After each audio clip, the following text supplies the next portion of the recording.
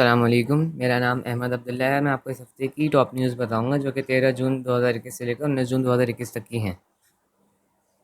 इमरान खान हमारे वज़ीर आज़म जो है उन्होंने तरदीद कर दी है कि यूएसए को किसी सूरत बेस नहीं दिया जाएगा पाकिस्तान में। उन्होंने कल रात को एचबीओ और टीवी को इंटरव्यू कर देते में साफ इनकार कर दिया कि यूएसए को अफ़गानिस्तान के ऊपर नज़र रखने के लिए कोई किसी किस्म का बेस नहीं दिया जाएगा। हम 2001 वाली गलती दोहरा नहीं सकते।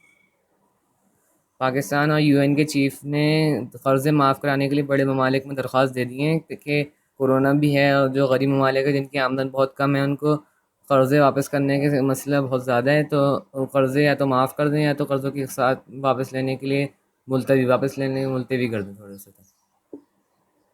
नेटो रिपोर्ट में आया है कि पाकिस्तान को अफ़गानिस्तान में अमन की डील चाहिए और इंडिया उसके बिल्कुल ख़िलाफ़ है। हैरानकुन बात है कि नेटो ऐसे पाकिस्तान की तारीफ़ कर रहा है और पाकिस्तान के लिए बहुत खुशाइंद है कि उसकी तारीफ़ की जा रही है। पाकिस्तान ने अमल दरामद कर लिया है 27 में से 26 नुकात पे एफएटीएफ के पॉइंट्स में, जो कि ग्रे लिस्ट से निकलने के लिए बहुत अहम है। अब पाकिस्तान के चांसेस बहुत ज़्यादा हो गए हैं कि वो ग्रे लिस्ट से अब अगले इजलास में निकल जाएगा।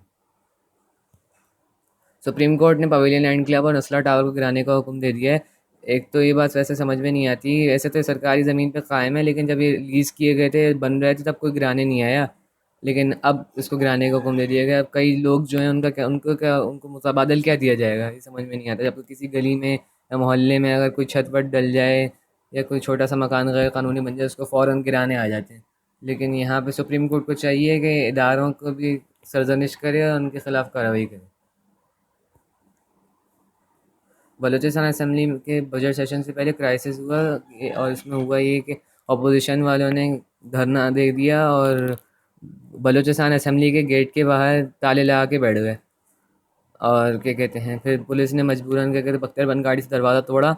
हुकूमत क्योंकि इस बात पर डटी हुई थी कि बजट हर सूरत पास होगा, तो इसलिए उन्होंने भी अपनी कोशिश की और बजट क्या कहते हैं पेश कर दिया गया। कार रजिस्ट्रेशन फ़ीस केपीके में 1 रुपये कर दी गई। केपीके में जब कार रजिस्ट्रेशन फ़ीस है वो इस बजट में 1 रुपये होगी सिर्फ। अब सिंध के बजट में 20% सैलरीज़ में इजाफा और 10% पेंशन में इजाफा कर दिया गया और मिनिमम वेज जो है वो 25,000 होगा। 2030 तक पाकिस्तान में एक रिपोर्ट के मुताबिक 30% गाड़ियाँ इलेक्ट्रिक हो जाएंगी, जो कि खुशाइंद है, उससे पॉल्यूशन में बहुत कमी होगी। पाकिस्तान 2022 में चीन की मदद से फ़ोन एक्सपोर्ट करेगा, ये बहुत खुशाइन बात है। पाकिस्तान इंपोर्ट मुसलसल फ़ोन्स की बड़ी इंपोर्ट कर रहा है, पाकिस्तान एक्सपोर्ट भी करना शुरू हो जाएगा, तो उससे काफ़ी रेवेन्यू जनरेट होगा। पीआईए पहली एयरलाइन अपनी एशिया में पहली एयरलाइन बन गई जिसने अपनी सारे क्रू को वैक्सीन लगा ली है। तो ये पाकिस्तान की बहुत बड़ी कामयाबी है, यानी कि चाइना, इंडिया जो बड़े ममालिक हैं एशिया में, उसने भी अभी तक अपनी एयरलाइन की क्रू को वैक्सीन पूरी तरह नहीं लगाई। आज के लिए बस इतना ही, और जाते जाते बता दूं कि ये जितनी भी पिक्चर्स हमने दी थी ये गूगल सर्च की कर्टसी हैं, कोई वायलेशंस हम कॉपीराइट की वायलेशंस हम नहीं करना चाहे थे। तो आज के लिए बस इतना ही।